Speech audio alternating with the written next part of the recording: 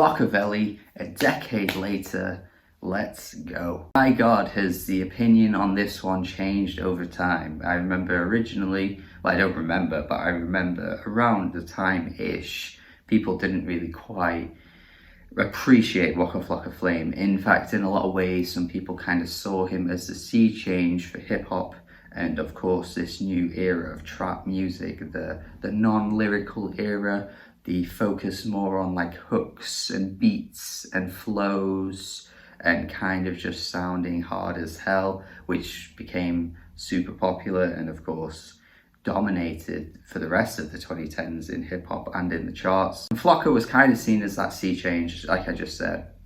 This was sort of like the album in which a lot of artists started taking a lot more influence from, and of course like the kind of old heads, the real hip-hop fans started to see this as, you know, the downfall of modern rap. It's not the same anymore. Where are the lyrics? Where are the lyrical, spiritual, miracle type figures who bring the lyrics to the table and make real hip-hop? And back in my early days of listening to music, listening to rap, listening to hip-hop, that was kind of how I felt a little bit too. I never really appreciated this, never saw it as my kind of cup of tea. I was more in the boom bap type stuff, the 90s stuff, the early 2000s, indie type stuff.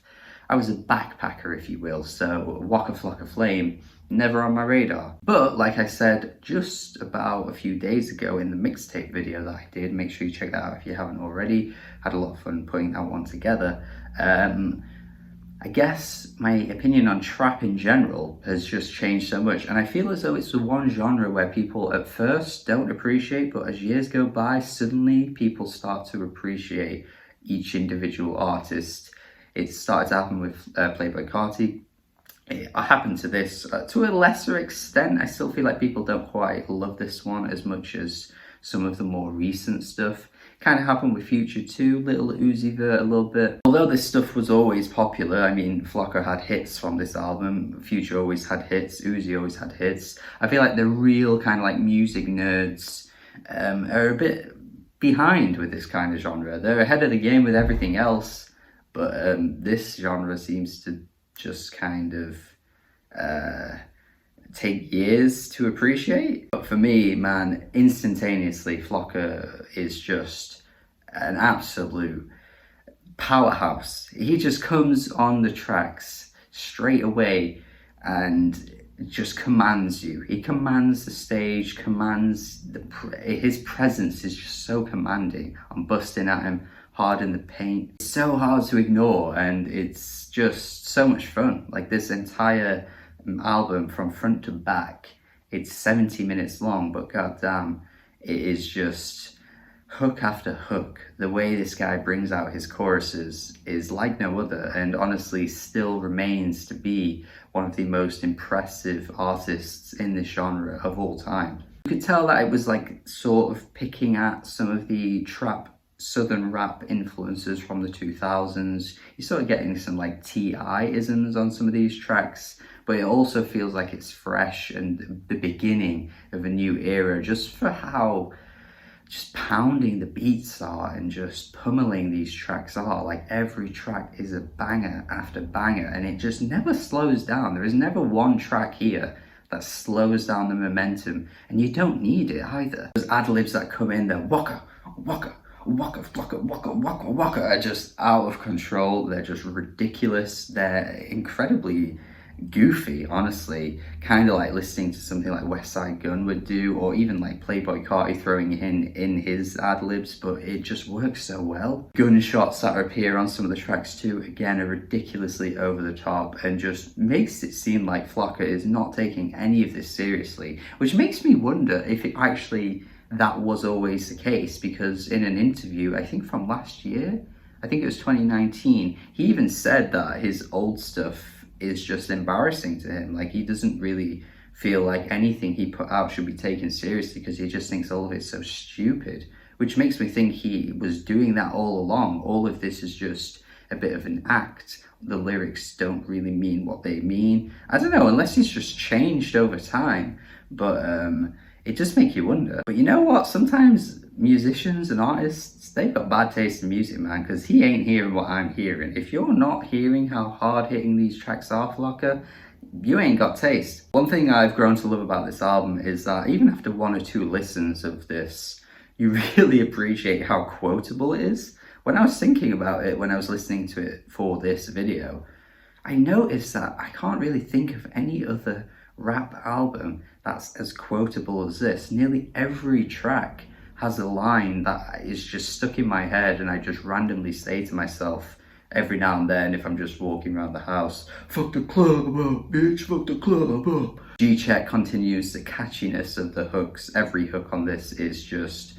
incredibly instantaneous and sugary. No Hands is an interesting one because this one sounds dated as hell. It sounds like the Cash Money era of, you know, like the late 2000s, early 2010s, stuff that even Drake was jumping on, a bit of Lil Wayne when he started to go pop, that kind of stuff. It should sound awful because that era of hip-hop, in my opinion, just really was horrendous, but Waka Flocka Flame kind of sells it really well and it ends up working. It's such a jam and kind of offers a bit of diversity because it's not quite as in your face as something like Hard in the Paint or whatever. It's honestly impressive to find an album this long, packed with so many tracks, packed with so many features, and really not have a moment where there's a huge dip. I will say that the last 3 tracks are certainly not as strong as everything else, but even then, I'm not like saying that they're terrible, but even if you took those 3 tracks away, that's still 14 tracks and pretty much an hour long, 60 minutes of music,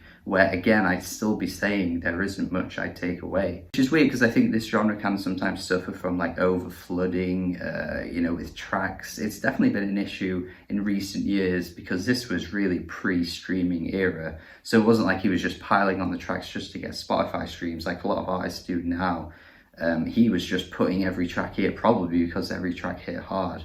But usually what we see these days is that you could make an album of 10 tracks and cut out like the other 10 because there's so much filler in hip-hop music these days that, again, I think a lot of artists are just trying to capitalize on the streaming, you know, numbers that they gain from having so many songs.